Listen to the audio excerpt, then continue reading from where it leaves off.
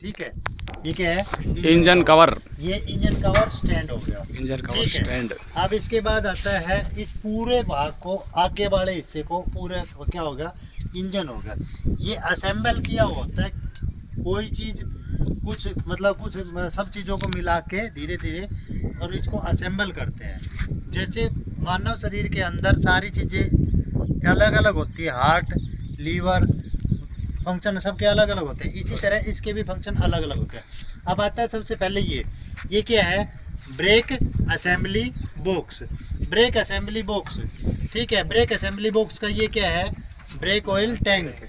Break oil tank, इसके अंदर कौन सा तेल डलता है? .3, ठीक है, .3 डलता है। .3 का जो कलर होता है वो रेड कलर होता है। .4 जो होता है वो क्लच के लिए डलता है, लेकिन उसका जो कलर होता है वो वाइट कलर होता है, ठीक है।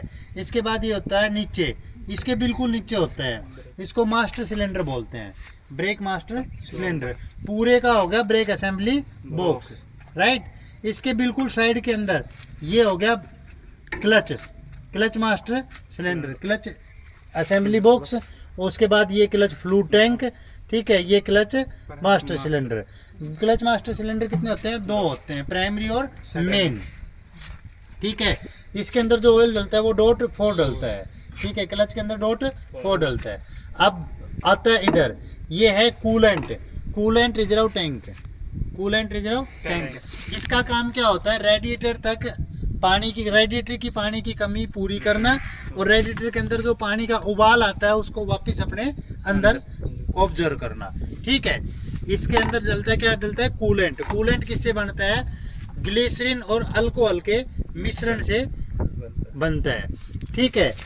अब एक चीज बात आती है, अब क्वेश्चन ये आता है कि जब अल्कोहल एक ज्वलनशील पदार्थ है, ठीक है, जब इसके अंदर अल्कोहल डलती है तो ये आग क्यों नहीं पकड़ता?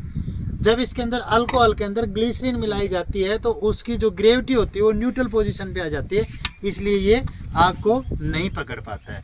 अब आता है ये क्या है? ये पूरा है रेडिएटर, पूरे को बोलते हैं रेडिएटर। अब रेडिएटर के भाग कितने होते हैं? 3 भाग होते हैं। सबसे ऊपर अपर टैंक, बीच में होता है मेन, मेन के अंदर भी पार्ट होते हैं। ये जो आडी टेढ़ी सांप की सी लकीर दिख रही है, ये होती है फिंच, और ये जो लंबी लाइन है बिल्कुल सीधी खड़ी रेखाएं हैं, ये होती है कोर्स या ट्यूब। इसके अंदर से पानी जाता है और ये ठंडा पानी को ठंडा करती है। ये गर्म पानी के लिए होता है अपर टैंक। लोअर टैंक होता है नीचे, लोअर टैंक में होता है ठंडा पानी, गर्म पानी को ये ठंडा करता है, ठंडे पानी को नीचे लोअर टैंक के अंदर रिजर्व किया जाता है। अब रेडिएटर के ऊपर एक लगी होती है कैप, कैप के अंदर 2 वाल होते हैं, एक PRV और एक VRV, प्रेशर रिलीज वॉल, और एक दूसरा होता है vacuum release wall. Pressure release वाल प्रेशर से पानी को बाहर फेंकता है और वैक्यूम अंदर खींचता है, ठीक है। आगे समझ में आता है? ये क्या है भाई? ये एयर फिल्टर है। एयर फिल्टर कितने प्रकार के होते हैं? 2 प्रकार के होते हैं, ड्राई और वेट, ठीक है। इसके अंदर होता है ड्राई, ड्राई गत्ते का होता है, और वेट लोहे की जाली का बना होता है। उसके अंदर वेट के अंदर मोबिल डलता है, इसके अंदर कुछ नहीं डलता है। इसको जो साफ करने का जो तरीका है, इसको पकड़ के या तो हवा मार के साफ किया जाए या चप्पल मार के इसको साफ किया जा सकता है, लेकिन इसको धोया नहीं जा सकता, पानी से साफ नहीं किया जा सकता। ये चीज़ ध्यान रखना है आपने। इसके अंदर 2 फिल्टर होते हैं, एक 70% एयर को शुद्ध करता है, एक 30% एयर को शुद्ध करता है, ठीक है। और शुद्ध एयर इंजन तक पहुंचती है। इसके बाद आती है ये क्या है भाई? टेपिट कवर, टेपिट कवर, ठीक है। ये इंजन ऑयल टैंक ना, इंजन ऑयल कैप है, इंजन ऑयल कैप होती है, ठीक है। रेडिएटर के बिल्कुल पीछे ये होता है पंखा, रेडिएटर के बिल्कुल पीछे क्या होता है? पंखा होता है, और पंखे के बिल्कुल साथ में होती है वाटर बॉडी। वाटर बॉडी का काम होता है पानी को खींचना और बाईपास पाइप तक पहुंचाना। बाईपास पाइप का काम होता है इंजन के चारों तरफ पानी को सर्कुलेट करना, ठीक है। जब पानी 85 डिग्री सेल्सियस से ऊपर गर्म हो जाता है, इंजन की जो गर्मी होती है 85 डिग्री सेल्सियस से ऊपर हो जाती है, तो ये थर्मोस्टेट वाल होता है, थर्मोस्टेट वाल खुल जाता है और पानी इसका अंदर का जो गर्म पानी है वो अपर टैंक में आ जाता है, ठीक है। वही सर्कुलेशन दोबारा बन जाएगा। ये मेन इसको ठंडा करेगा, लोअर टैंक में जाएगा, वाटर बॉडी का होगा, ठीक है। हो गया भैया। इसके बाद आता है ये देखो भैया, ये क्या है? ये चार जो लगे होते हैं ये छुट्टी से लगी हुई है, इनका नाम है इंजेक्टर। इंजेक्टर का मतलब देखो सीधी सी बात है, इंजेक्शन। इंजेक्शन क्या होता है, मानव के शरीर के अंदर जब इंजेक्शन लगाते हैं तो बॉडी के अंदर डालते हैं, ठीक है, उसके बाद पुश किया जाता है तो वो दवाई अंदर चली गई।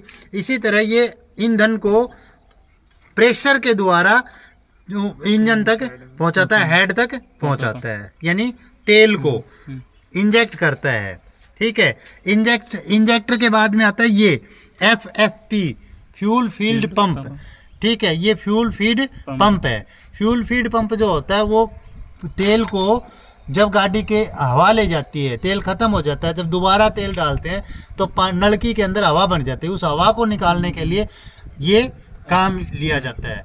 ये FFP और ये FIP है, फ्यूल इंजेक्टर पंप, ठीक है भैया। आगे समझ में अब आता है, ये देखो ये दो छोटी छोटी दो गिलासी लगी हुई है, ये जो छोटी छोटी दो गिलासी लगी होती है ये होती है डीजल फिल्टर या ईंधन फिल्टर। डीजल फिल्टर या ईंधन फिल्टर ये हमेशा दो पाएंगे डीजल गाड़ी के अंदर, ठीक है। अब नीचे बैठो एक बार, ये देखो ये जो लगी हुई है ये बड़ी गिलासी है, ठीक है। ये बड़ी गिलासी क्या होती है, ऑयल फिल्टर। ऑयल फिल्टर का मतलब मोबिल फिल्टर होता है, ठीक है। मोबिल फिल्टर के बिल्कुल साथ में ये कंबस्टन चैम्बर है।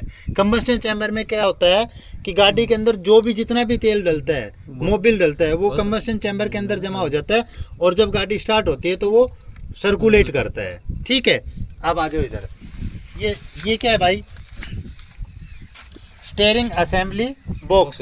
स्टीयरिंग असेंबली बॉक्स, इसके बिल्कुल स्टीयरिंग रोड होती है, ठीक है। स्टीयरिंग असेंबली बॉक्स के अंदर जो ऑयल डलता है उसका नाम होता है ATF, automotive transmission fluid, automotive transmission fluid, या दूसरा है TQ100, ठीक है। दोनों तेल डल सकते हैं इसके अंदर। आगे समझ में यहाँ तक। अब आ जाओ इधर भाई, ये स्टार्टिंग रिले होती है,